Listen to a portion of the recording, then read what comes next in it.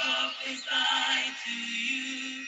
You will rise, you will shine, you will prosper in Africa. Hear the word. Liberia, sweet land of liberty, we prophesy to you. You will rise, you will shine, you will prosper in Africa. Yeah, the word.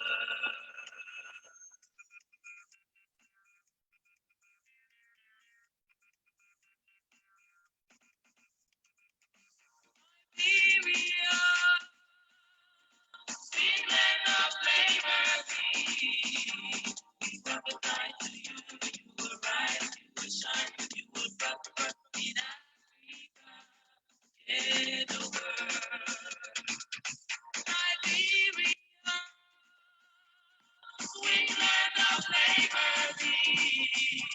We prophesy to you, you will rise, you will shine, you will prosper in Africa. Yeah, you are lifted, amen.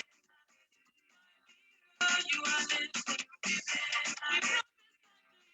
You are lifted, amen.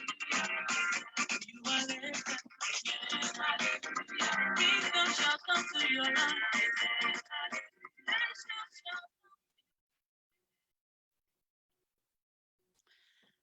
Good afternoon out there. Good afternoon. Good afternoon. Good afternoon. Well, today, let me first of all say, listen, I'm totally out of it, just out. I did not know today was Memorial Day. Shame on me. Until Letty posted, and I'm asking everyone, is it the last Monday in May? Yes, it totally is. This is how life has been, that I won't remember Memorial Day, but thank God for calendar. Thank God for all the happy people like me. So we still make do. But I wanted to let you know that I got two new generation of Liberian women on this platform this afternoon.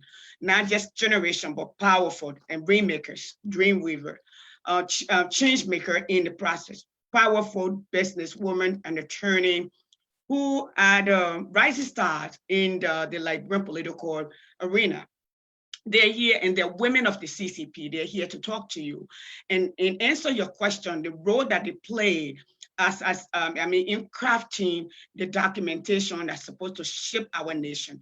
What's there? Is there something that needs to be fixed? If you have concern, what are your concerns? So here is your opportunity to listen to them, ask your question, make your recommendation.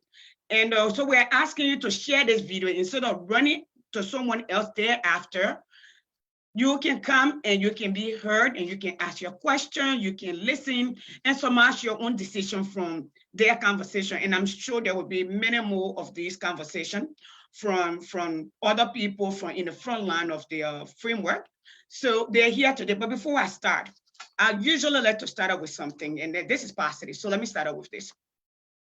And this time, I'm an artist. I like poem. It says, I'm a history. I am history because I take the opportunity my ancestor gave to me. I am history because I am the generation of problem solvers, the generation who wouldn't take it anymore. I am history because I was born a fighter, a leader, a risk taker.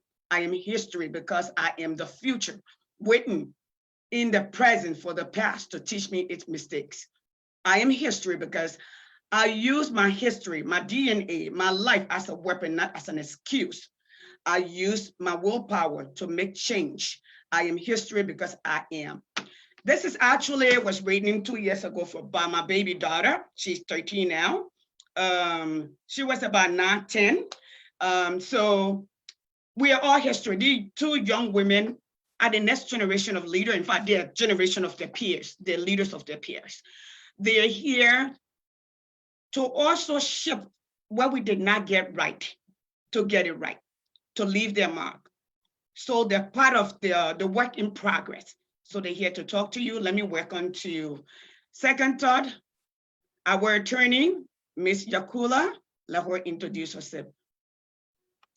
Welcome to second thought, Moriah.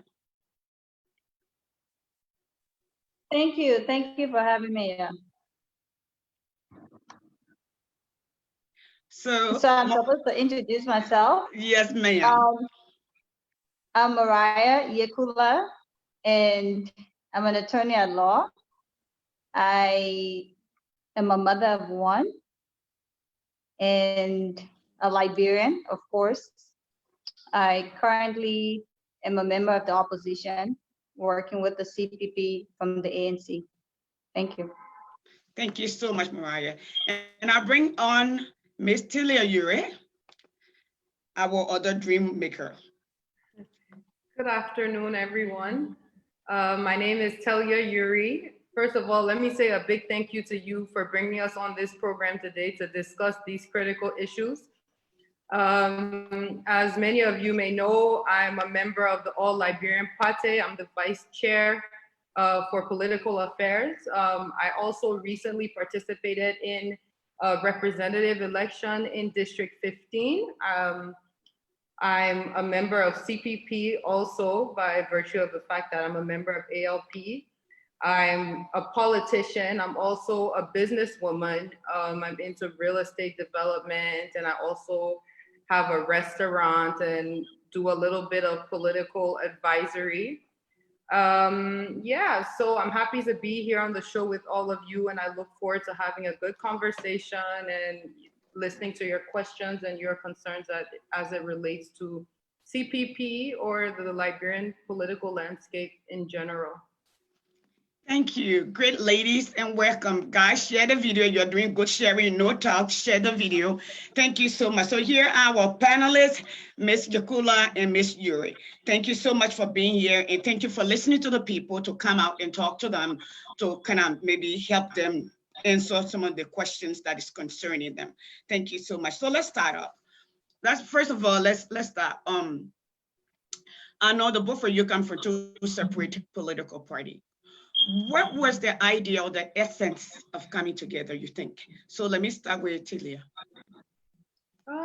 Okay. I thought that Moriah would have been the better person. You can defer, Moriah. Your sister would like for you to go ahead. Yes. And then I can just, add on to that. But I want to give her the privilege to do that because she was at the forefront of the start of CPP. So I think she can better give the historical context. Thank you. Well, that's the teamwork. So that's it. Moriah, go ahead. Well, thank you. The whole idea around CPP or around the opposition coming together was basically an idea of Boyka Jalaba.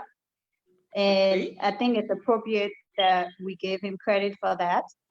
And after the 2018 elections, of course, we were all disappointed.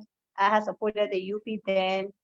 He has supported the UP as well. And all of us from the opposition were a little disappointed with the results.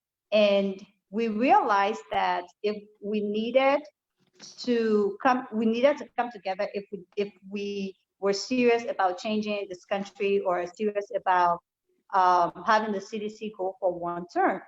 And Boyka talked to Senator Darius Dillon about it as well. He reached out to a few of us who were in a chat room. And the idea, of course, resonated with a lot of us from the opposition. There were a few meetings held. One was at Bella Casa Hotel with reps from different parties, just kind of having a conversation. Another was on the O Road. They like to call it the Drivers meeting at my apartment on the O Road. And the idea was we needed to talk to the political leaders about this idea of coming together and forming a united opposition, because there's no way one party will be able to win 2023 or to make this government a long-term government. And so we divided ourselves into teams to go and meet the different political leaders. I was on the team to go and meet with Mr. Cummings, and we presented the idea to him. Of course, he endorsed it and said it was great. But being the person that he is, he said, well, we need something on paper. I like the idea about how do we, go about it and bring everybody together. And so consultations began. The political leaders, of course, amongst themselves started having that conversation. Former the late Councillor Charles Bonskin was very instrumental in that. The first intent for collaboration was signed in 2018 between between the UP, the LP, and the ANC. And after that intent, they decided to definitely kind of make it more official.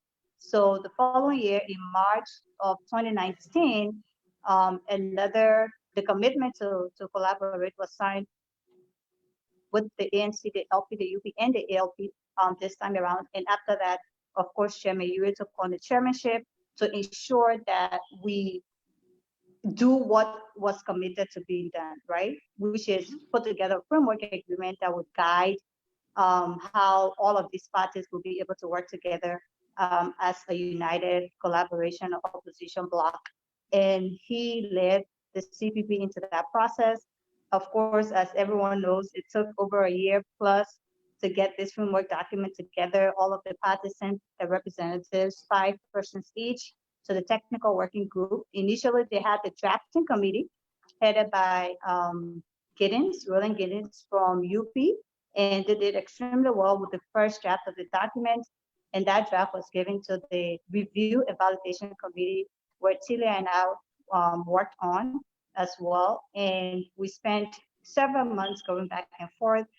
I mean, we can go into how difficult it was, but we were able to accomplish putting together a document that we definitely believe reflects the views of all parties and aspirations of the Liberian people. So being at this point today, having signed the document and trying to definitely put the CPP, structure the CPP into being an effective opposition collaboration bloc is something that brings us great joy, given all of the work that was put into this. So that's pretty much the overview, and Telia can come.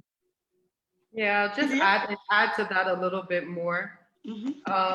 So she's given, I guess, the historical context of the start of CPP, but I think that just looking at it from a different, perspective, the 4 parties, the leaders, and the members and executives of the party realized that we need to give Liberia the leadership that it needs to be able to transform our country. Okay, we cannot do that divided. The things that bring us together are more similar than the things that drive us apart. And it's in that spirit that we decided that collaboration was the best way forward. And at all levels, you will see that there's a real strong resolve and drive, commitment for us to work together, for us to hold firm to ensuring that we do hold strong values, we do carve that vision that we need for Liberia to rise again. And I think that is the main driving force for us coming together. Is we're tired of seeing our country being governed poorly, and this is the time that we all step in, we all put aside our personal ambitions, our personal aspirations to be able to give the country the leadership that it needs. So I think that's all I could add to what Moriah said. There's just that burning desire for us to have a united front going into all elections in Liberia. Thank you so much. Thank you, ladies. So let's go to, let's look at a few things here. So we know Liberia, maybe not your lifetime, but my lifetime. So let's take a walk back in history. How many collaboration that you can account for that actually work in Liberia, looking at the positive side, and what was the terms of that collaboration? Moriah, will you?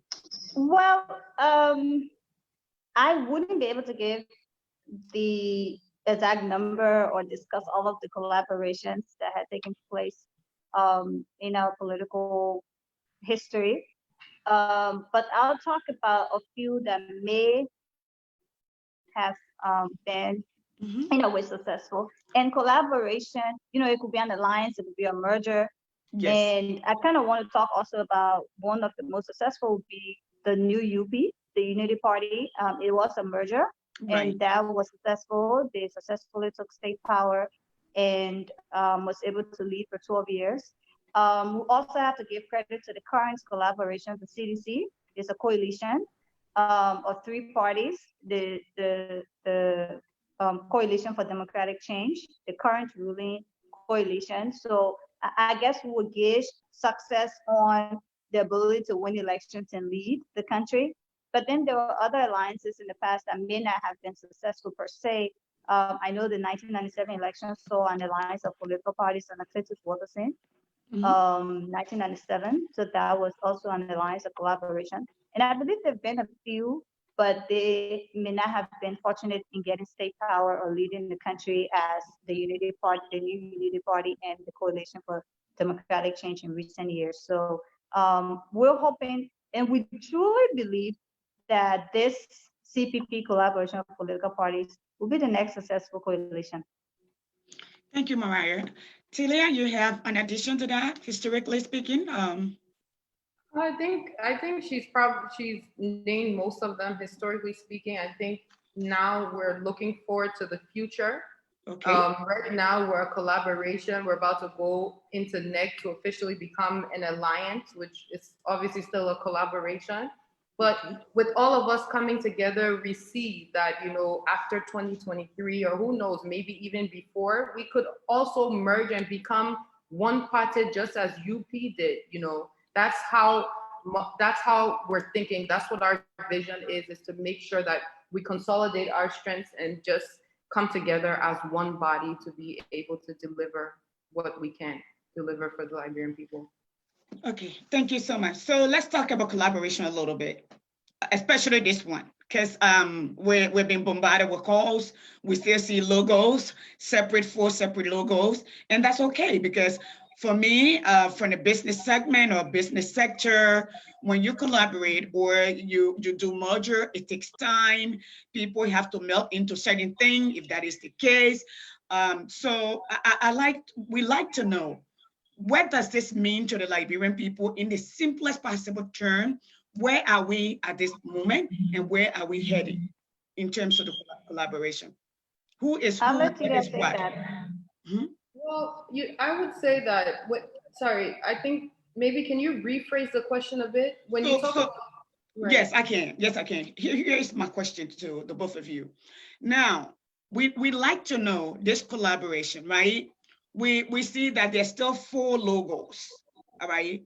The four political parties, there's a representation on your document sign, right? So, and there's still a thought, are we making decision at one political party, or is everyone still cleaning their house and building the house until there's a final decision made? So I want for us to Okay. explain that. Okay. So what we have is an electoral alliance.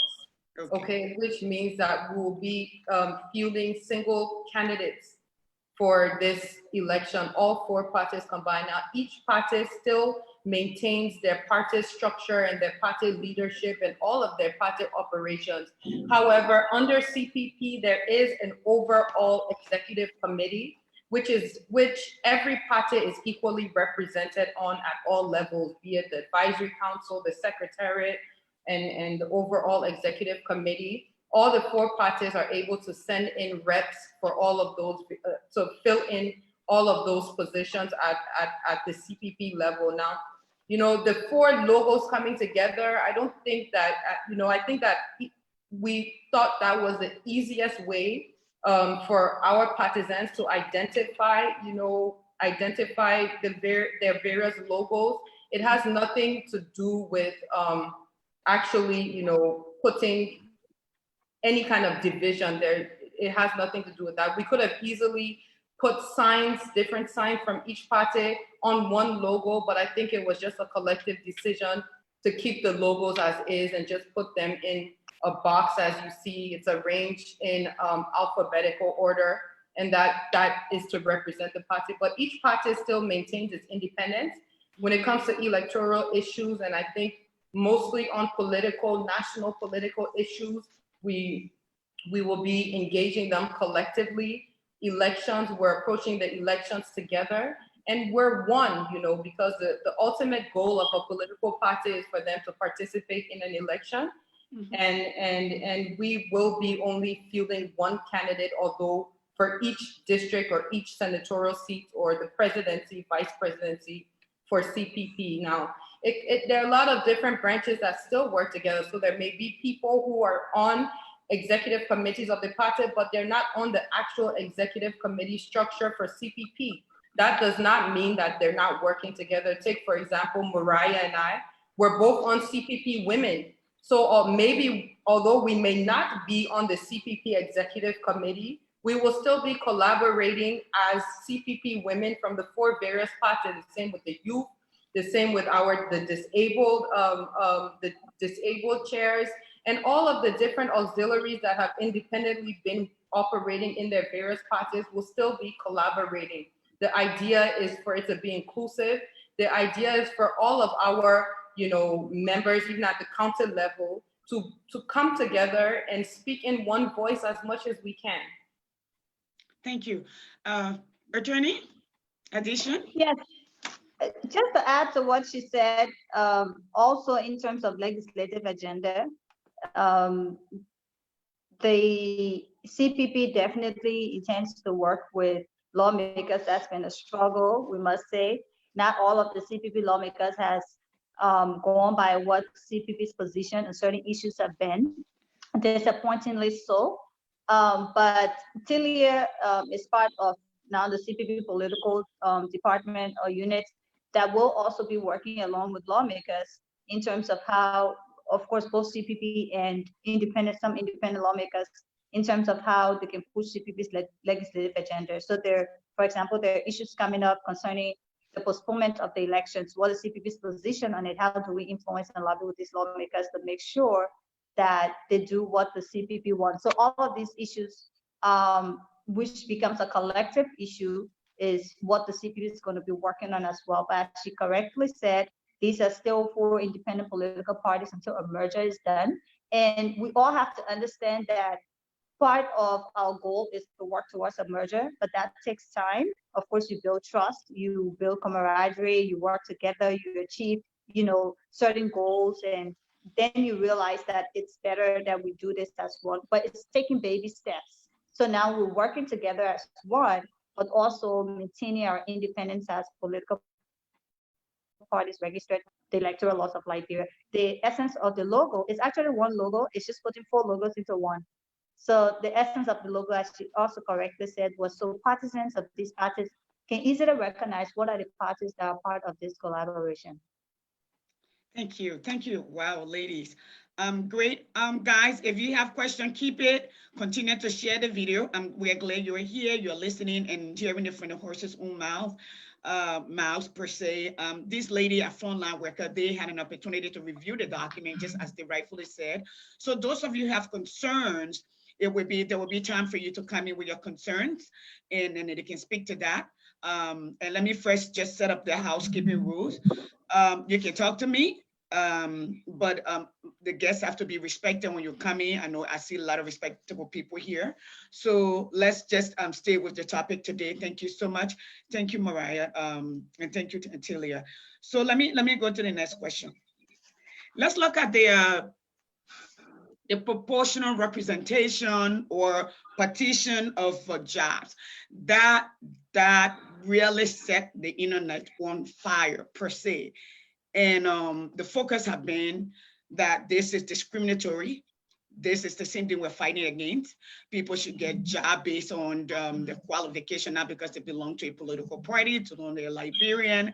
So what was the motivation behind that? Let me start with K.Yeakula. So first things first, I think it's important to clarify that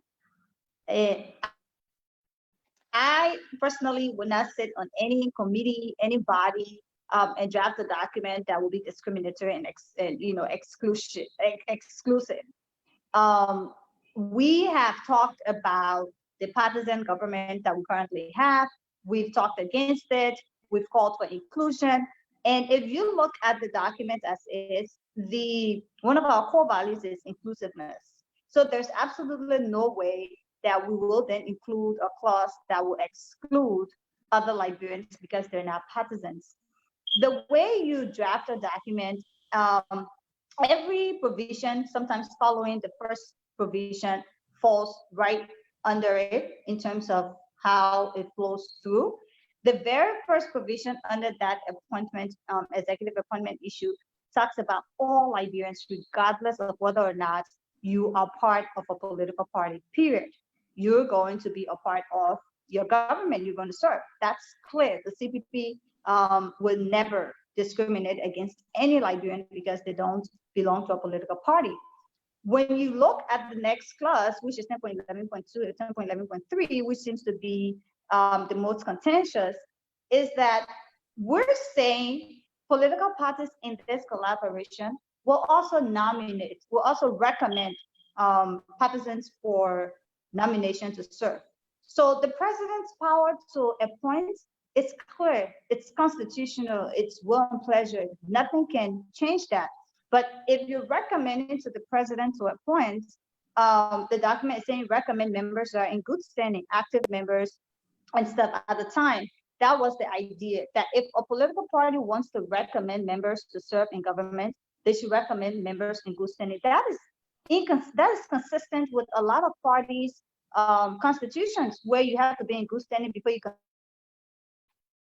contest. You have to be in good standing before you sit on the executive committee of the party. So you have to be in good standing before you put yourself up as a candidate to run on the party's ticket. So that good standing clause for active members, visible members, and stuff is consistent with all parties, even the ruling party. Most parties have that good standing. You have to pay your dues, you have to be active, you have to do certain things that are considered as good standing. So the idea was, if you were to be nominated to serve in your government, you have to, from the political party level, political parties should nominate those in good standing. And to make it even more inclusive, the document father said that for local government positions, the county leadership of the party should be involved in recommending for local government, because you cannot sit in Monrovia and recommend someone for local government service in Grand Crew or Maryland or Sino or any of those local governments. So it has to be people that are working with them. The idea was to make it more inclusive, to make everybody feel a part of it, and to make sure that members who are in good standing will be, recommended for service. But that does not exclude the fact that all Liberians will be a part of the government, and the president has the right to nominate every Liberian, regardless of what your political affiliation is or whether or not you're a partisan of a party. We definitely understand the propaganda that came along with misinterpreting the provision. Of course, we've had several versions of that document. Some of it which we have talked about on the radio and explained to the people that this is what the intent of the framers were. This is what you've asked, and it doesn't exclude in any way any other Liberian from being a part of the government, but it's just really providing that if political parties want to nominate, they want to recommend, they should recommend members that are in good standing. But I'll let Telia comment on that so that I don't take up all of the time answering that one question. Okay, Telia, go on, and I have a counter for the both of you. Go ahead, because a lot of people send me questions, so I would just kind of go ahead. Okay, so let me just put it in simple English for us here. You just switch on me, but that's good. I don't really see how, just to look at it from a whole different perspective, I don't see how CPP framework agreement can dictate to a president who to appoint and who to not appoint when the Constitution is clear about the powers that are given to the president. Let's just put it that way, okay? I think that, there's a lot of propaganda right now around this document, and you will expect it because some people are not happy that CPP came together. But when you're reading a clause in a agreement, I'm not a lawyer. My sister is a lawyer that's on here. It has to be put in a certain context, okay? So when you say that a party can only nominate people who are active partisans, you cannot say that that means that the president can only appoint those people. The president has the freedom to appoint anybody he or she wants to appoint. The president can consider recommendations given by the political parties, but he or she is not limited to that recommendation list that's sent by political parties, and we definitely will not even be able to enforce it. So, for me, I like to focus on the substantive issues that, need to be discussed. That document was carefully crafted by some of the best legal minds in Liberia.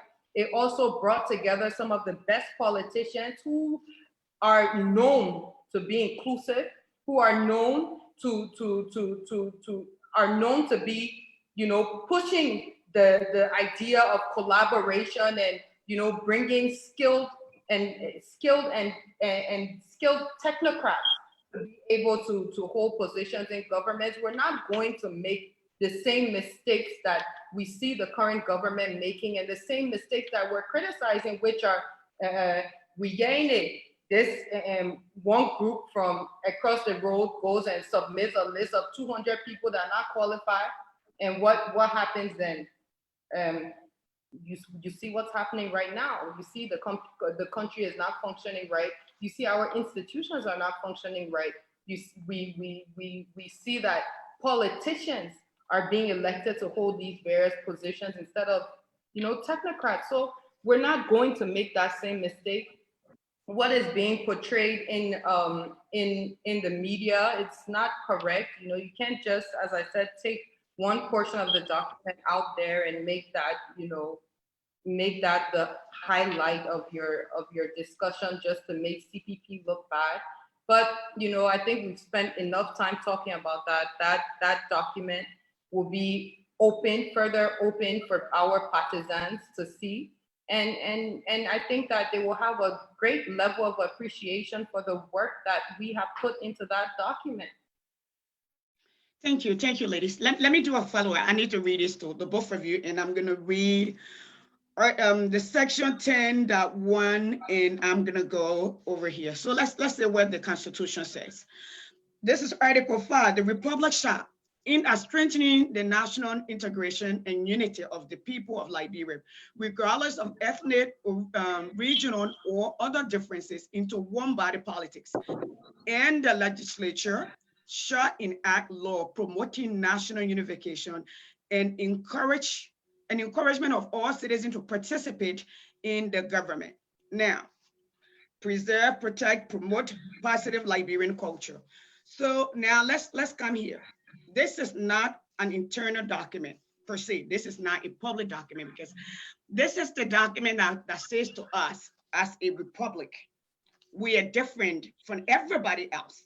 We would be different if you give us an opportunity. Looking back from our history as Liberia, as a country from 1822 till now, all right? And promises, and somebody could say CDC told us the same thing, that we were going to be inclusive, it will be our time, but they spoke in these terms. So now here is what the documents say. And these are the voices of your people that send this to us. So we want you to take your time to acknowledge them and maybe clear their doubt. And this is political season. People are afraid because they're in position. So yes, there will be. Here we are. It says all constituent political parties shall be represented in the cabinet. Cabinet positions should be allocated. I'm blind, an old woman, so let me remind you, because I'm trying to see the little stuff. Amongst the constituent political party and all other qualified Liberians, whether or not they are, I can't see this because it's called members of the alliance or not. Now, what was the need to spell that out if we are going to be inclusive? Just for clarity purposes. Moriah, you are the attorney. So the reason you have to spell those things out is usually they'll say what the law does not give, it withholds. So if you don't spell it out that this is what the document says this is what the law says, this is what we're given, then it's interpreted as you withholding that. If you don't clearly state that all Liberians will be part of the government, if that clause had not been included in the document, the propagandists would have come out and said, oh, it's not for all Liberians again, right? So you specifically put out the clause that says all Liberians, regardless of whether or not you're in the alliance, you will serve your governments. And then following that, you say, but parties in the alliance will also be able to recommend, but they should recommend active members or members in good standing. And then that becomes an issue because, oh yeah, the all Liberians clause there, they say all Liberians, but then why you added this other clause? But these are 4 parties in the collaboration, and they will also recommend some of their members for service in government, as we do know. Saying that they should recommend members to active or members in good standing has become an issue of contention. And like Telia mentioned, the CPP is definitely open to the feedback. The document will be registered with the NEC, and of course, changes will be made as necessary, as applicable, because we also want to let the people know that CPP listens. This is not, we're not running a dictatorship, or we're not running, trying to be an alternative and doing the same things over and over. So we're not going to be like, okay, no, this is what it is. If this is something that's such a contention, the CPP, the leaders of the CPP, the EC of the CPP, they will look into it and see how best they can make the adjustments that will reflect the will of the people. Because as you said earlier, this document reflects the will of the people. And if you talk about inclusion, this document is the most inclusive political document we've seen. Look at youth participation, look at women participation on all levels of the CPP structure. There's women representation. There's also the 30% for women, for women to be candidates of the CPP, the 30% provision. It's not endeavor to, it's not try to, it's 30% of CPP seats will be for women. On the delegates sub, the youth representation as delegates to the primaries, women representation on the EC, on the advisory council, at the National Assembly, on the secretariat, all of these things, we ensure that this document is as inclusive as it can be. And you cannot take that away from the CPP because you want to, carry out propaganda on what is wrong. And then what should tell you how well this document was written is that it's the only clause that people have been having an issue with. So if this document was so poorly written, or it was so, exclusive, you would have seen the levels, the trend, you would have seen it all through the document, this exclusion all through the document, but you don't see it. So now everybody is picking up on this one thing. Okay, let's not look for all the things that are right. Let's look for the one thing that we can twist, that we can misinterpret, that we can misinform, and use it and run with it. And that is unfair to the Liberian people. That's gross injustice to the Liberian people. If we're serious about doing things differently, if we're serious about showing the people that we want to work together in order to make this country better, we have to be honest, we have to be truthful. Yes, there is issue with interpretation, there is issue with perception, but we cannot use this clause as branding the CPP as being divisive, discriminatory, when in fact the document is very clear on inclusiveness and states levels at how it's going to be inclusive. Thank you. And just to add a little bit to what Moriah said, we need to look at it, you need to look at it also from this point of view. When the president is appointing, the list of appointments and recommendations has to come from somewhere. We don't have a roster that the president can go to see everybody that's skilled in a certain area, but the party can help recommend and help the parties can help recommend and guide the president on competent and qualified individuals to serve in various capacities. And the president should be able to take that list and select who he or she feels is the best to fit that position in their government. So, I mean, there's certain limitations that a person has as an individual, and there's certain limitations that a party has coming to govern a country.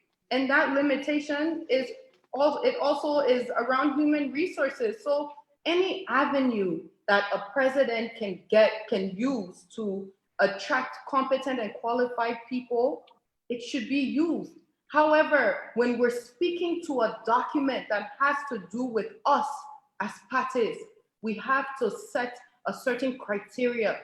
You should not think that just because you're a CPP member, or just because, when after we win, you claim to be a CPP member, that you should be given a position. So these are the things that we also have to consider when we're looking at this document, that the president is in his right to seek recommendations from any institution and any body, so long he has the power at the end of the day to make that final choice.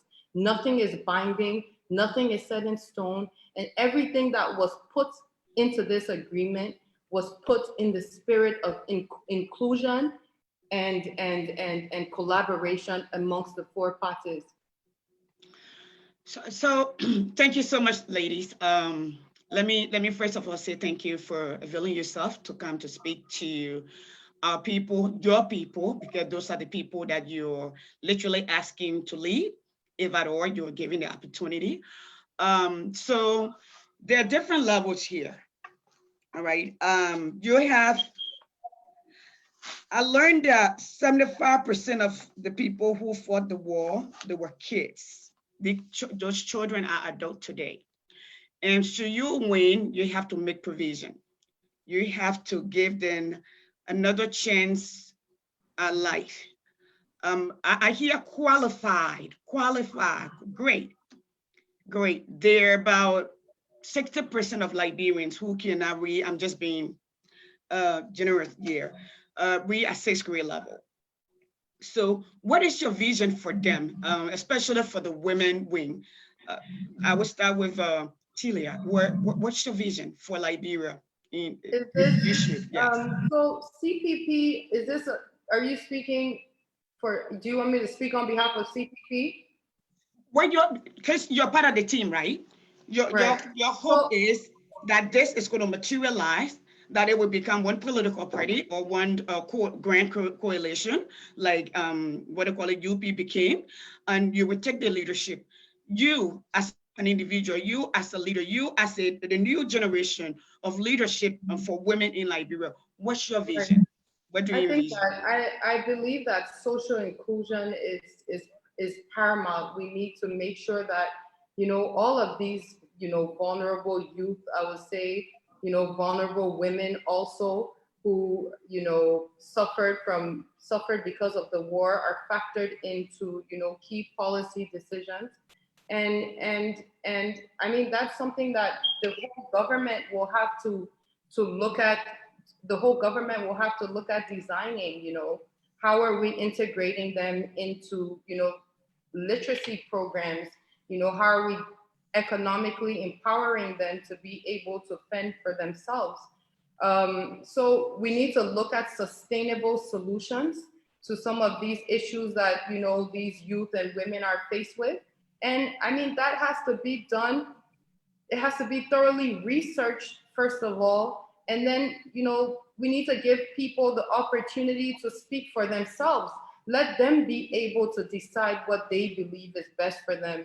The top-down approach, we've tried it for so long, and we see that, it's sometimes not very effective, and then most times not sustainable, because people don't feel ownership of these programs that, are supposed to be benefiting from, they're supposed to be benefiting from.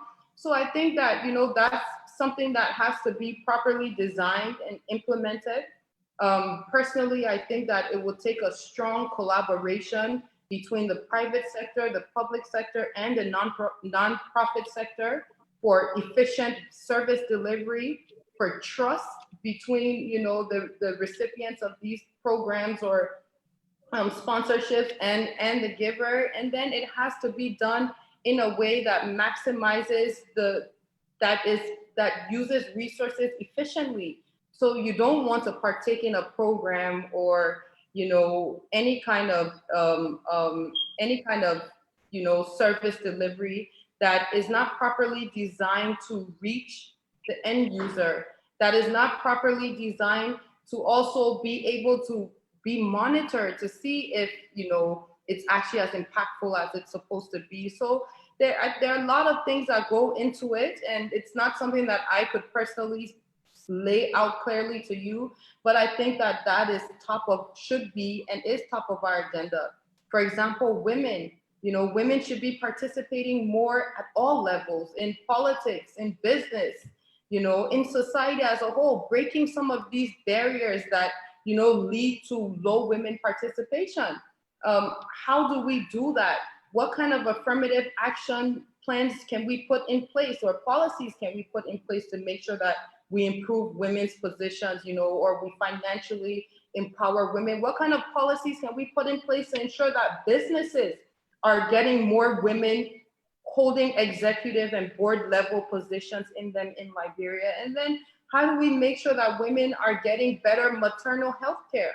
How do we make sure that women are actually participating in the educational sector as high as as much as they should be?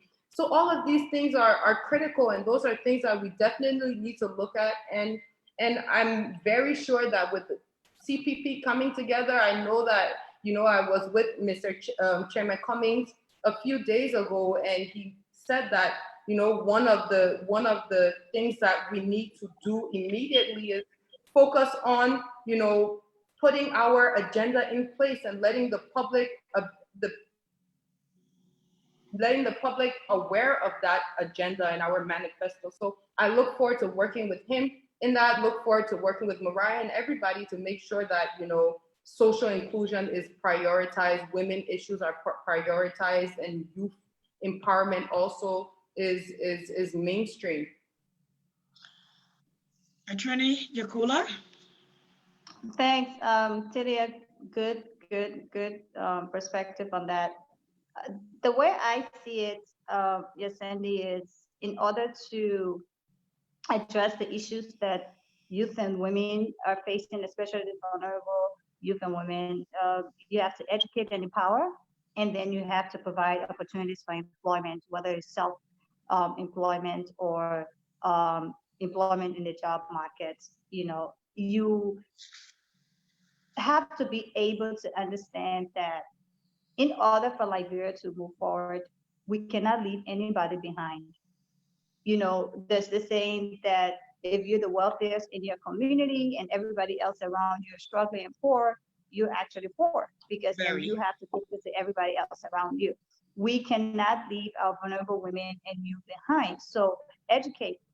How do you educate? It doesn't have to be formal education. It can be informal education.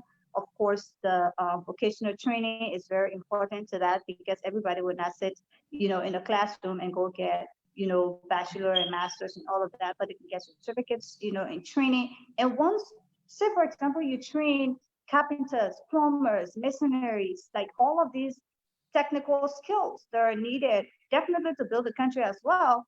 These are people who are going to be able to find, and then you create opportunities for them to find employment, either to open their own businesses as self-employment or to work with companies. Definitely open up the country for jobs. The private sector needs to be able to absorb these people from all levels, and they will definitely be able to sustain themselves and their families. Because if you talk to most Liberians, their biggest issue is how they sustain themselves and their families. And the reason they will go and ask for alms, they will beg people, they will ask for help, is because they're not able to sustain themselves and their families. And Mr. Cummings always says, if you ask Liberians today, are you better off than you were 2 years ago? They'll tell you no. Because the way our system is structured, we didn't have a solid middle class. So there are people on the different levels, and as soon as things get difficult, they drop off the ladder, they drop off the ladder, they drop off the ladder. So to be able to sustain these people that they climb the ladder gradually, you have to provide education opportunities, definitely invest in our vocational training institutes, definitely provide empowerment for them, whether it's through financing for their small business ideas and all of that, and provide employment opportunities for them. Open up the business sector so that they're able to own their own businesses, run their mechanic shop here, or the carpentry shop, or the missionary, or the plumbing services, and also create the avenue for more investments to come into the country. Yes, Cindy, the government being the largest employer is part of our problem. And you cannot get rid of that problem if you don't open up the private sector and ensure that the private sector works. When you have companies come in, when you have investors come in, when you have industrialization going on, when all of these, factories are up and running, these are the people with the hard technical skills that are going to be employed. And then you have mass employment. So definitely educate, whether it's vocational education or formal education, definitely empower, whether it's with seed funding, loans, whatever other methods we can find, and definitely provide some kind of employment, whether it's opportunities for self-employment or opportunities to be in the formal employment sector. But we have to be able to do these things for our vulnerable youth and women. And you mentioned the war. Of course, that's a key factor. And unfortunately, we didn't do a good job in rehabilitating most of the victims of the war. I call them victims of the war. So if we need to be able to pull them in to absorb them into our society fully, we definitely need to do a good job with rehabilitation, mental counseling. I was talking to someone the other day, and they're like, 65% of Liberians suffer from PTSD. And I said, where you take your own percentage from? But there's a lot of anger. There's a lot of unresolved issues. There's a lot of mental problems that people go through and we don't even diagnose it. So we definitely also have to be able to stress the importance of rehabilitation, of mental counseling, to be able to absorb these people into the communities and make them, citizens that will contribute towards the country. Everybody deserves that chance, and we cannot leave anyone behind. So as Telia said earlier, the CPP's agenda, because this is just the framework, how do the four parties work together? Now, what do the four parties want to work towards? What do we want to happen for this country? What are we about? It's not just about, oh, we against government, we're against this, we're against this. What are we about? What is our plan on education, on agriculture, on employment, on infrastructure, on technology? All of that has to be put into an agenda, and that's taking all of the other four parties' agenda, finding a common ground, and creating one manifesto for the CPP that said, this is what we're proposing to the Liberian people. This is what our alternative is. And based on that, we know what's the CPP's position on all of these issues. Okay, so we have about 2 minutes, and we start our question. There are a lot of questions on this platform to give you an opportunity to answer, and then we will be out. Yes, yes. I'm seeing a lot here. Let me ask the both of you. First, let me start with this. Those of us who have seen development, we believe leadership starts from the top, development starts from the bottom. If you had a country, 2 or 3 to choose from to model Liberia after, which countries would that be? Telia? Okay.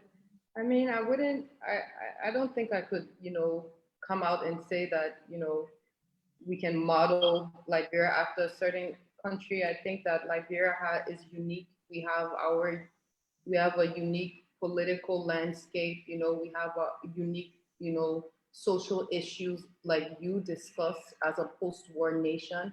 And then we have our, generations long economic issues that, naturally put us on a different path than any other country. But I think that, what we need to do is put a strong focus on what matters.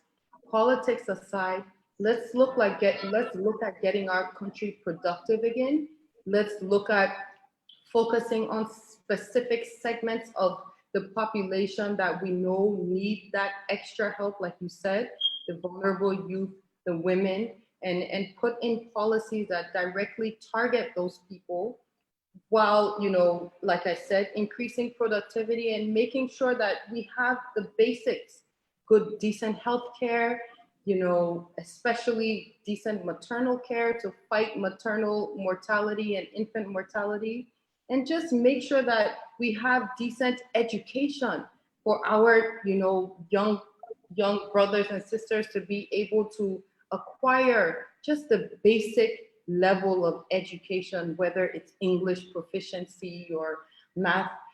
I mean, right now we find ourselves falling so low that, it's difficult for you to say that we want to be so far when we haven't been able to tackle the minor issues that we need to tackle for us to at least set ourselves on the right trajectory. So I can't answer the question the way that you want, but I think that, what I highlighted, those are very important areas that we need to focus on to show sincerity.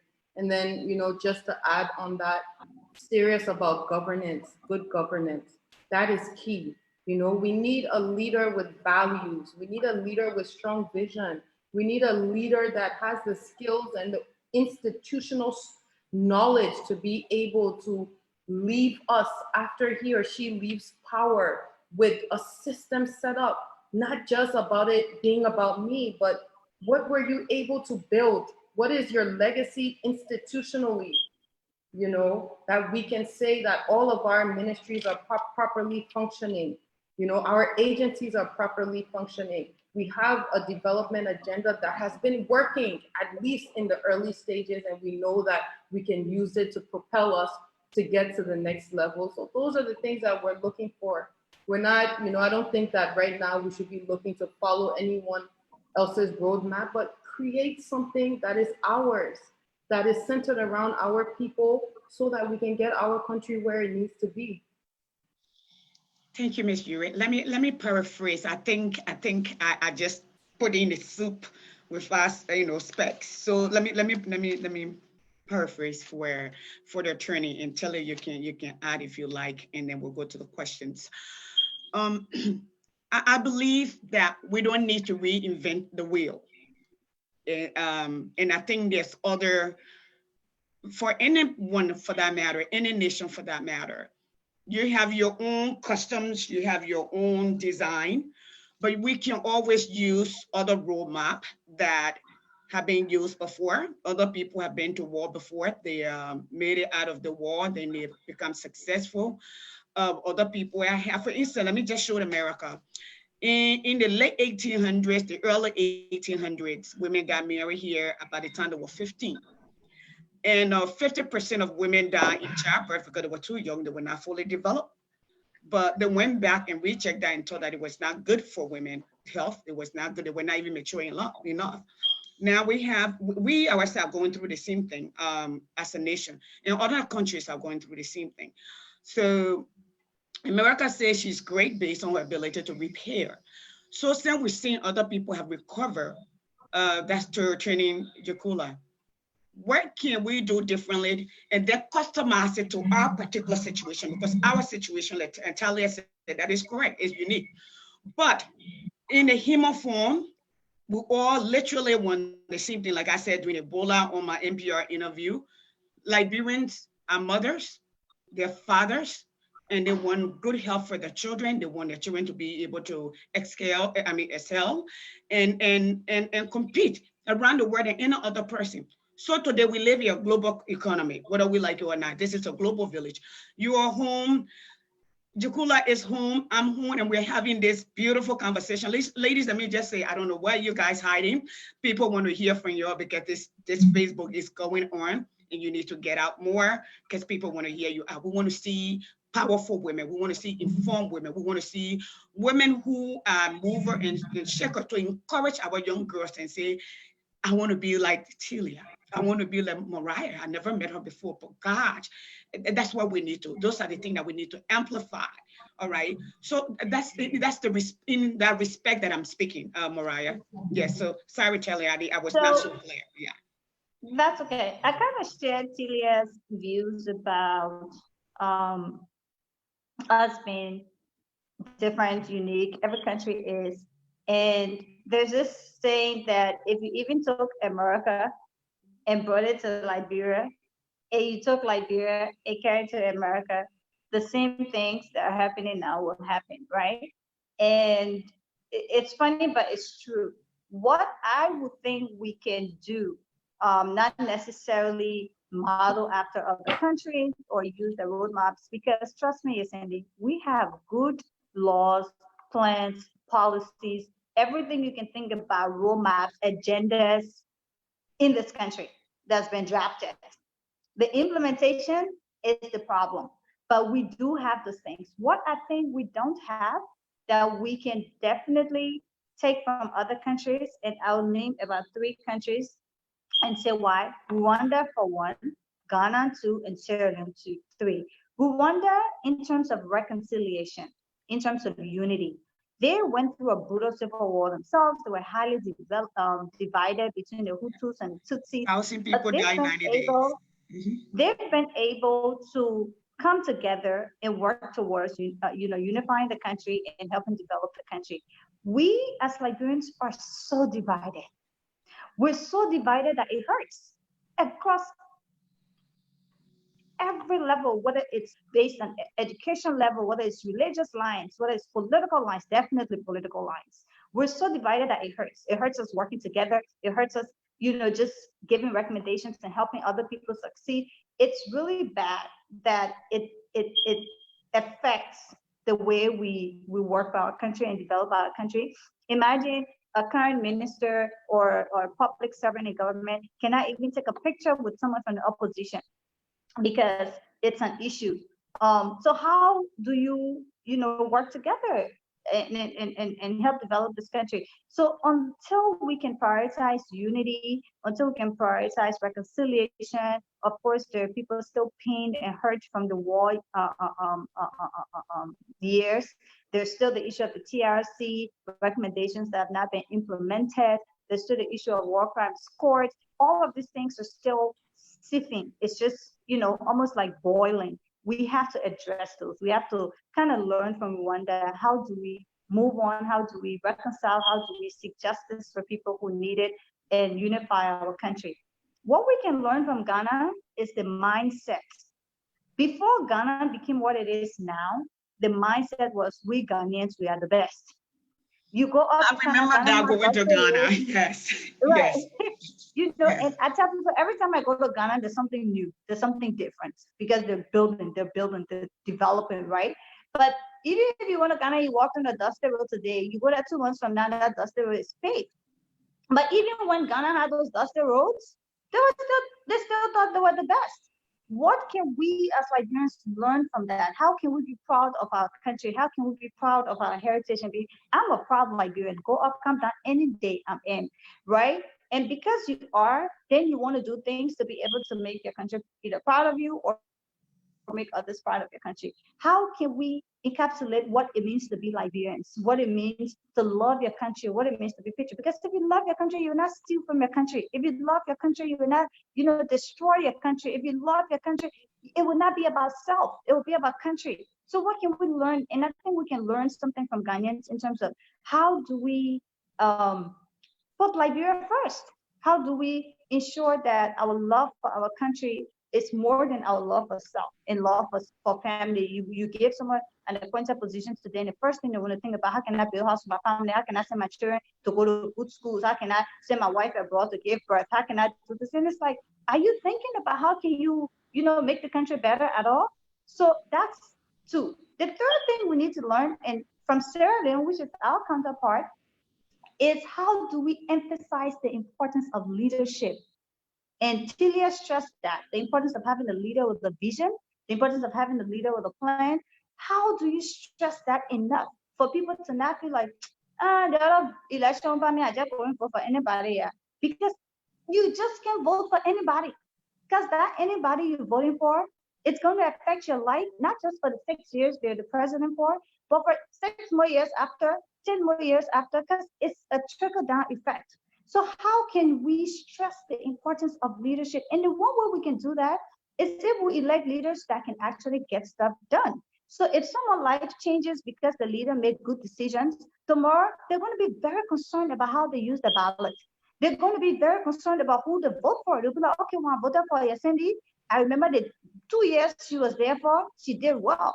I will go and vote for somebody if Yesenia is not running, who will even do better than Yesenia. But if you vote for Yesenia and she does nothing, she does everything about self. Tomorrow you'll be like, I vote for Telia, she'll do the same thing. I vote for Moriah, she'll do the same thing. So there's nothing for us to be able to, stress the importance of good leadership. Today, the Sierra Leonean president, he's not perfect, but you can see his commitment, his will to develop his country, to reach out for help, for assistance, to empower Sierra Leoneans to work, and make the country more functional. And that is important because as much as we talk about leadership from the bottom, leadership comes from the top. Mr. Cummings always says, if you are the boss and you tell people to come to work 8 o'clock and you come into work 10 o'clock, they will come to work 9:45. So you have to set the examples. And I believe we can learn from other countries and how they've done these things and not just, copy and paste, but we can take certain things from different countries and say, this is what has worked. How can we bring it to our home? How can we bring it to ourselves and make sure that we're able to do well? But I think I've said enough on that. Okay.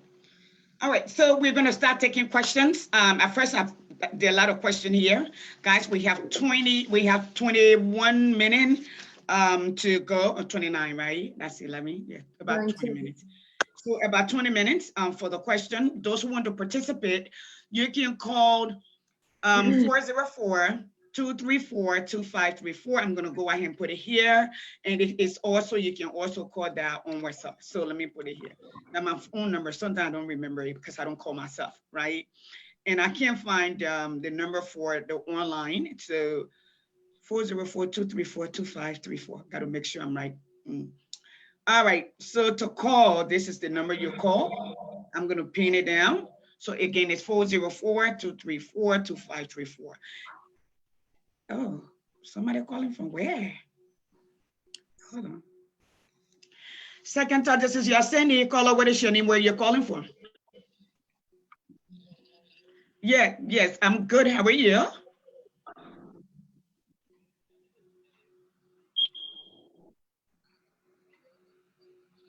Okay.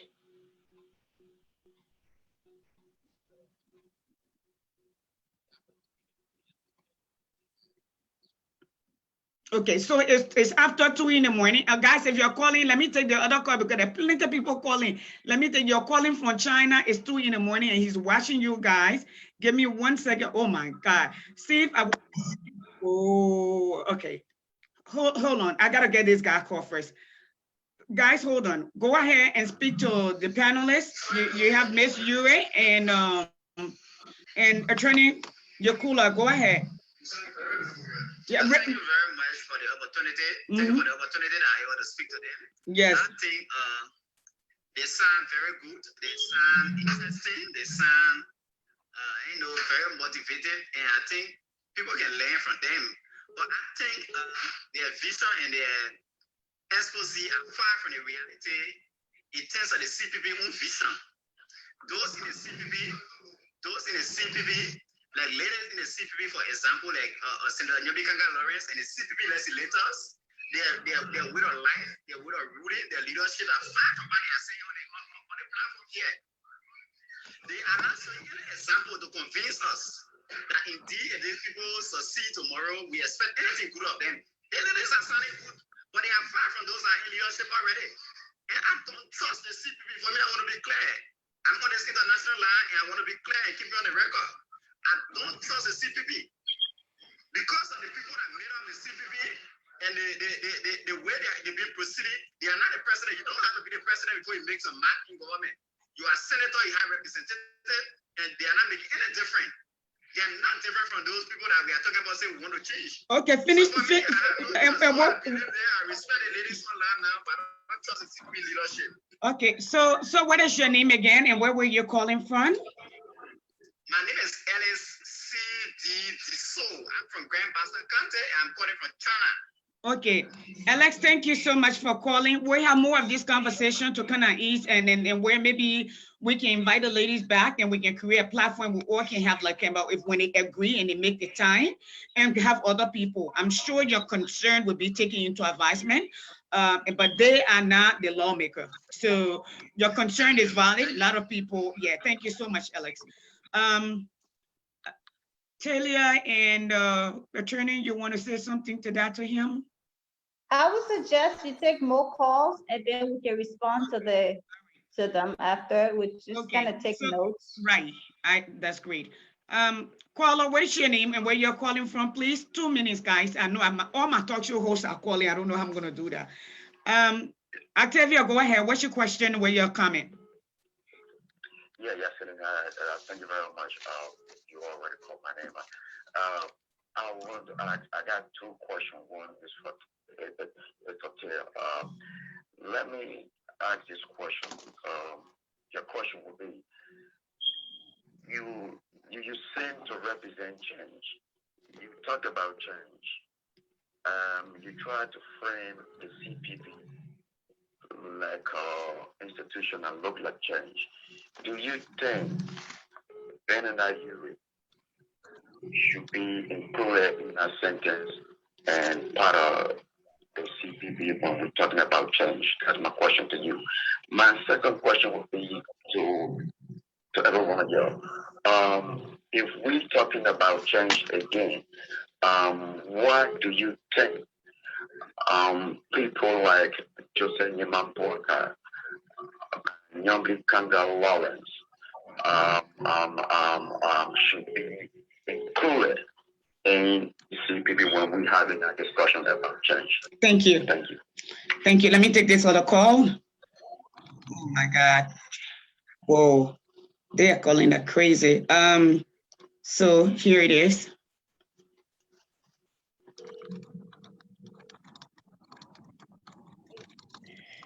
Caller, what is your name and where you're calling from, please? Jesus. Hi, my name is Steve. Steve Boyd. Calling as Moses. Moses calling from Phoenix, Arizona. What's your question? What's your comment? So, first of all, I start with my comment as usual. Every time I have the opportunity to speak to them, That's my favorite part. acknowledge them as the most important people on earth. I also believe, and I continue to say that Nigerians really are the most beautiful women on earth. As a matter of fact, your entire spiel today speaks volume of that. But let me get to the question, because I have two questions for both Telia and Moriah. My first question is, what is the CPP's plan to address senators, representatives who seem to consistently be siding with the government in doing the wrong thing, such as we saw how they intend to address these senators and representatives, considering we saw how, the recast budget was just passed, I would say under the table, like we say in Liberia. That's my first question. What is the plan? Because this cannot continue. We can't say we are in the majority in the opposition, and yet we're always siding with the government and siding in the wrong ways, in my honest view. Now, my second question has to do with children and women. Considering we've seen lots of women come on before, and they serve in the capacity of, they started off by being advocates and projecting women and children rights and advocating for them. But we see that once they get into power or once they get some kind of job or whatever now, they turn blind eyes, or they don't pay attention to what's going on. They act as though not the same people. I see that with a couple of females, a couple of women in the Blue Party right now as we speak. So my question is, what is their plan? Considering there are two young women, like I said in my message out there, the two young women who I think are brilliant. But what is their plan? Instead of just saying, it's on the books, it's on the books. We've seen this, we've read all these blueprints on the books. What is their plan? And I would also like to add on that, how do they intend to start this plan that they have by ensuring that they're holding this government's feet to fire, the current government, in ensuring on addressing women's issue and children's issue based on the abuse and other things that's going on in Liberia currently? Those are my questions. Thank you, Telia. Thank you. Caller, that's the last one you guys can answer. Caller, what is your name and where you're calling from? Guys, the rest of you, I'll call you back. I just call and the call drop. I'll call you back right after they answer this question. Caller, what is your name and where you're calling from, please? My name is Moshe Benson. I'm just saying thank you for the platform. And Moriah, how you doing? I just want to say my iterations for the next government. If more young women can, are you people willing to run for to be women in the Senate and the House? So my appeal is the next election, please let more women run for the House and Senate. And the very poor fortunes will be here, because the corruption is so much. Because only few women, and the only strong one we have in the House is Senator Yomi and she and me. And we have more than 2-3 women. I think something will be done for the next election. Please, can more women run for the Senate and the House? That's all I want to say. Contact me if you're willing to support the women, okay? And we can have a women forum, okay? Thank you, Sis Musu. Anything for our women. Our young women mostly. Okay, all right. Thank you so much. So let me get, should I take one more call before you guys move on? One more? Okay. Yeah, I'm easy. That's a lot. I'm seeing like, psh, Concord, there I see it. Okay. And here, after I read some of the comment on the line, and I'm sure if you guys are looking at it, there's something if you want to address it, that's fine. Caller, what is your name? Where you're calling from, please? Yeah, Alex Jones, calling from Florida.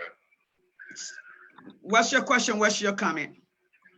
Yeah, first of all, I want to say thanks to the two ladies for coming up and trying to throw some light on the document and the coalition. So I must say congratulations for that.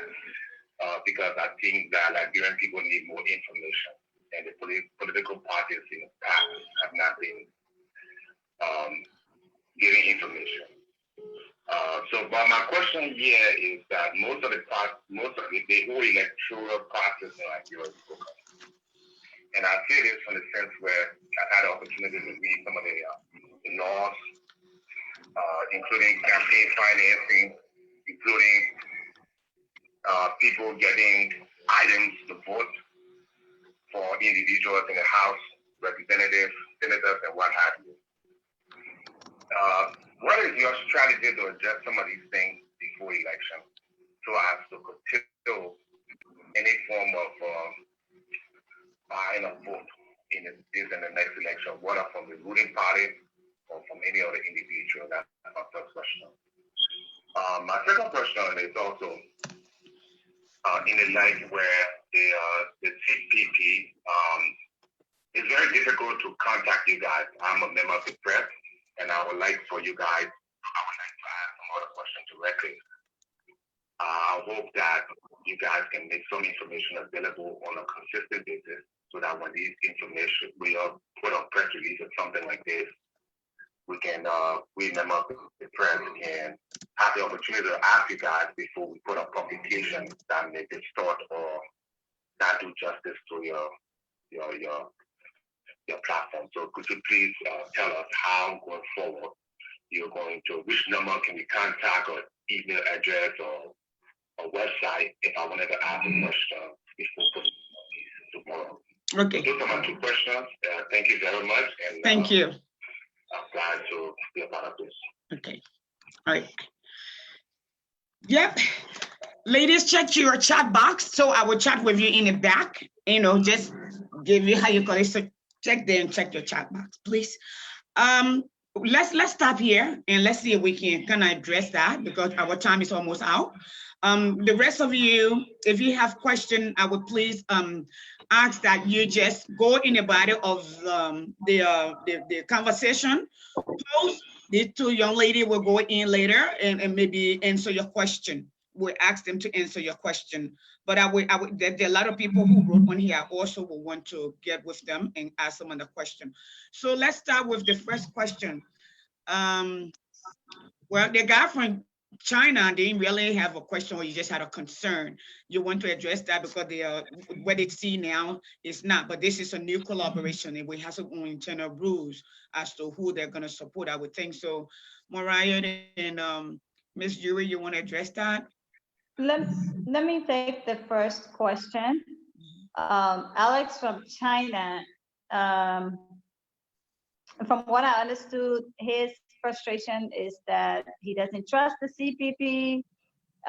We're branding the CPP as a change. He doesn't trust that it's far from the reality because we're not part of CPP's leadership, and those who are part of CPP's leadership are not convincing, and they don't expect anything from them, blah, blah, blah, right?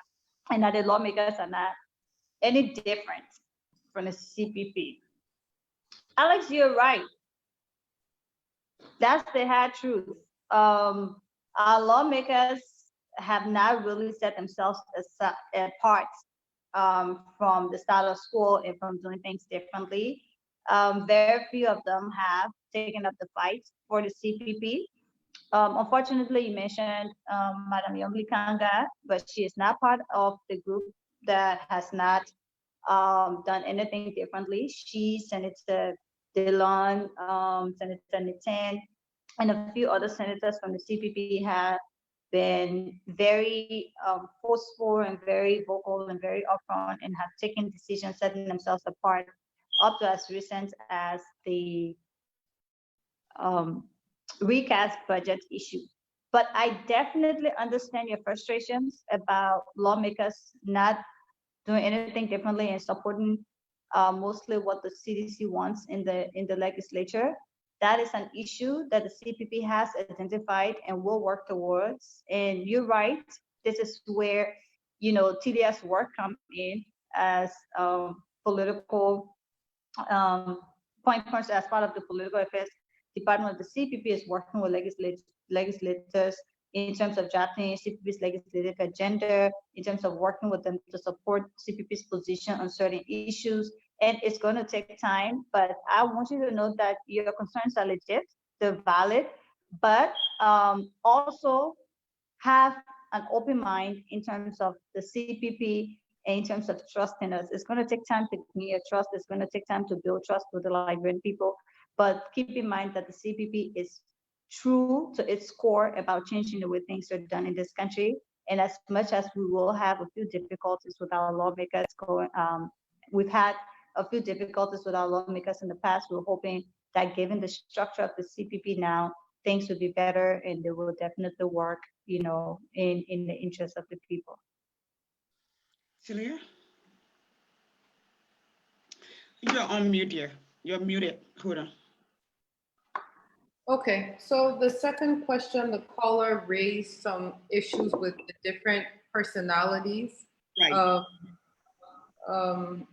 our leaders. And I want to say this, I think they raised issues with 3 out of the 4 leaders, that CPP, yes, we do have leaders, and maybe even some of us within our parties, respective parties have some issues with other leaders, and we all have our individual preferences of which leader we want to lead the CPP, which may not even be one of the 4 political leaders that you see here today. So what I would say to that caller is that we're building a strong institution that is not centered around an individual.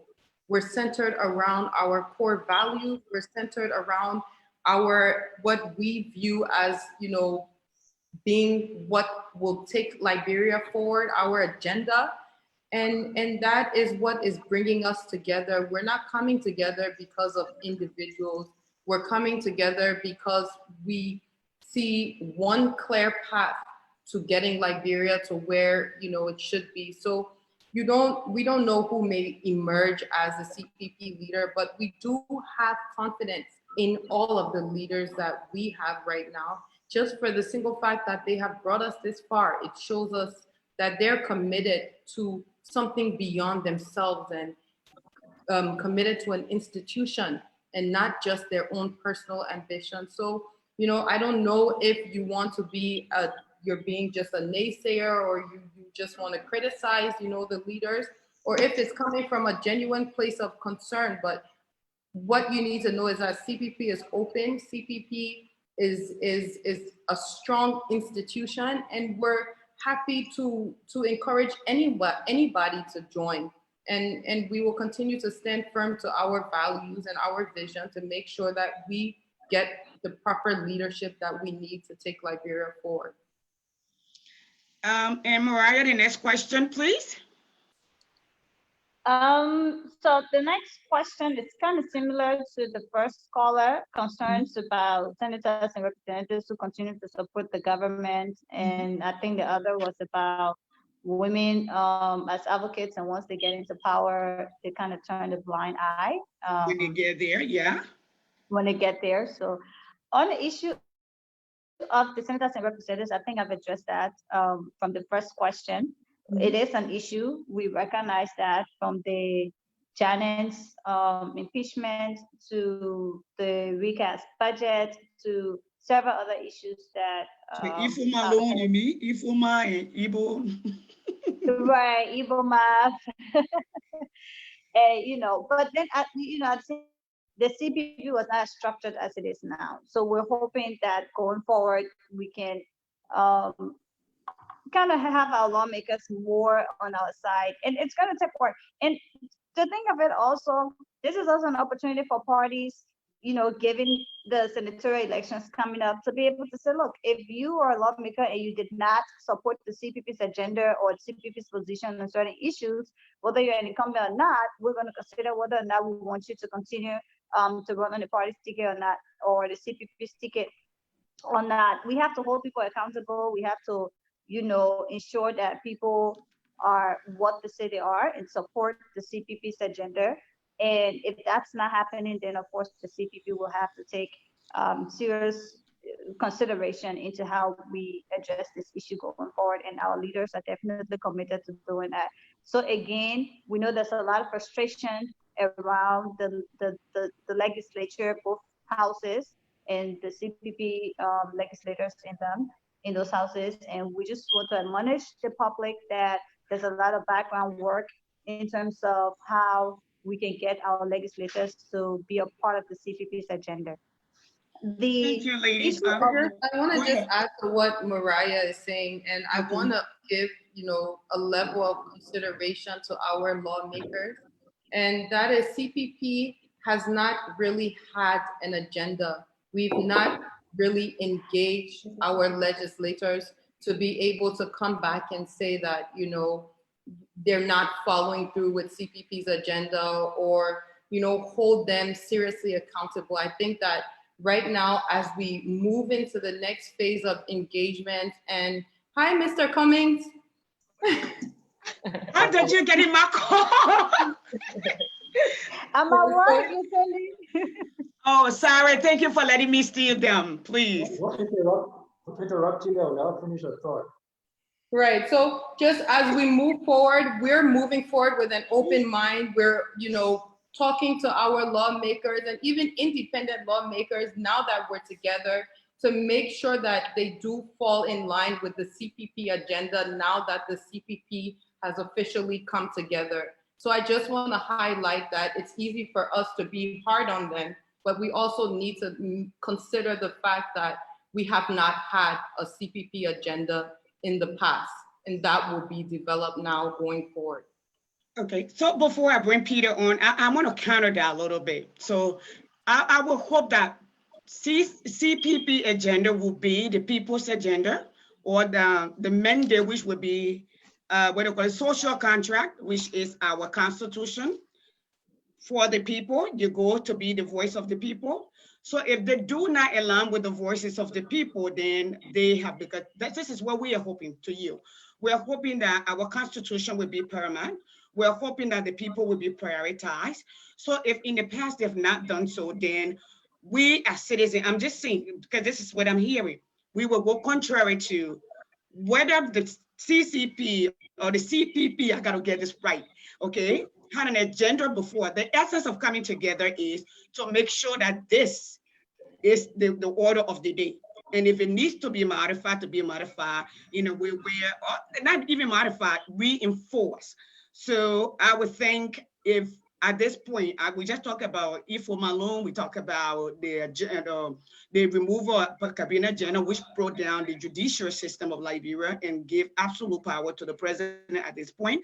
So if their agenda does not line with the people, then it becomes, then we ourselves, because we are coming to CPP because we're thinking their agenda is our agenda or our agenda is their agenda. So I just wanted to add to that. And Moriah, if you want to add your voice to that, we appreciate it. And then I will take this call. No, I think Telia addressed that. I had already addressed it, and then she gave the consideration to the law, because I think he wanted to say something before. No, I just wanted to say hi to you and your listening audience, to thank Moriah and Telia for the hard work they're doing to make sure we come together as a capacity opposition. The government is putting all stops to stop us, to discredit us, to attack our framework agreement, but we will prevail. We need to keep reminding ourselves and Liberian people that this is not about a framework agreement. this is for them. This government has failed us in every way possible. Let's not get distracted by the political stunts. The stakes are too high. This is about our country, our people, and we will hold them accountable. And in 2020 and in 2023, we will get better people to lead our country. So thank you, Yak, for your commitment and leadership. Telia, Moriah, thank you all as well. And let me not interrupt your conversation. I just wanted to say hi and to just remind the audience what's at stake, what we're doing this for, and let's not get distracted by the minutia, right? We gotta, every indicator, human development index, economic index is going backward fast. Not Ellis coming fast, and not Telia Urey fact, and not Moriah K.Yeakula fact, and not Telia fact. These are real. So let's have some passion here about getting rid of these people and replacing them with a functioning government that's accountable to the people. We take all feedback is welcome. We'll adapt and adjust, but let's focus on the prize. So thank you very much. God bless you. God bless you. Thank you, Thanks, Mr. Mr. Cummings. Cummings. Good to see you. That was a good surprise. Very Peter, good go surprise. ahead. What's your question? That was a great surprise. I didn't know you were still at work. I know you said you were going to ask for time and leave. I didn't know you were there. Right, I couldn't leave anytime to get home and get on the call, so I just stayed. Okay. Yeah, so Hold on one second. You have one caller. Okay. So why I just have to leave. Okay, tell her, hold on one second. If you need to go, that's fine. Just give it 1 second. Let Peter ask a question. We're about to stop anyway. We're stop. Give me 2 minutes and that's it. Okay, my question, first of all, thanks for taking my call. I don't really have a question, I have a statement, and a statement that was triggered by that guy Gilman that called. Yes. And Telia kind of touched on it, so I just want to quickly make a statement. The first statement is, because Liberia, we live in a quasi-democracy, everybody is the government. There's no such thing as the government. We are all the government. And everything is politics. Because politics is simply the act of convincing people so that your agenda, your worldview is implemented by which we govern all of ourselves. So whenever we're trying to convince people that this is how we should vote, you engage in politics. Everything is politics because it affects the lives of everyone. So for Gilman to come in, we will tell you he is not being objective. He's a CDCN. He doesn't take objective point of view on his show, but his hypocrisy is really what I'm calling it. It just nauseating to hear him ask questions about bringing out Urey or what Younger Congress is doing. How about you worry about yourself? When has he ever held anyone you see CDC responsible for anything, accountable for anything? He needs to stop being, and that's another thing we need to hold people accountable. So if you've been a hypocrite, we need to call people out. And so we're too polite about this. Okay, he needs to shut up. All right, we're not going to sit there and just have you sit out there and you spill venom every day, all day about the other side. You are never once objective, so you don't get to stay on this objective high horse and act like you have some more high ground. You do not. Last thing I want to say is this. Education, and I think Moriah touched on this, education is just the accessibility of information, period. It doesn't have to be formal education, okay? Therefore, what I'm thinking is we need to be open to listen to everybody because you can learn. Even the Prophet T, some people treat him with some dismissive air. That is so disrespectful. He is voicing, you might not like the method of the manner of the message, but you can understand why people are frustrated. So that's part of education, is learning why is he saying what he's saying and how is he expressing it. We need to listen to everybody. We need to stop being dismissive to people. So I want to say that, and that was triggered by Gilman, okay, because you don't see people's phone call. I want to come on your show and challenge you to information you never do.